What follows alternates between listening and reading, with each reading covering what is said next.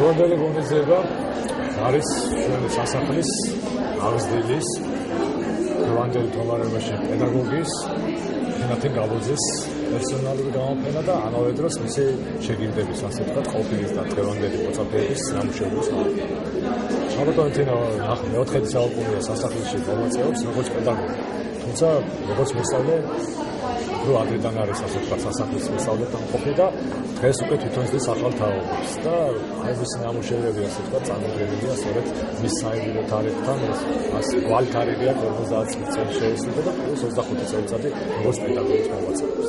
ჩვენს მარად ახალ გაზრდა და ენთუზიაზმით ახსავსა პედაგოგს გულოცავთ 30 წლის იუბილეს სასახლეში მოღვაწეობის და ასევე 50 წლის იუბილეს.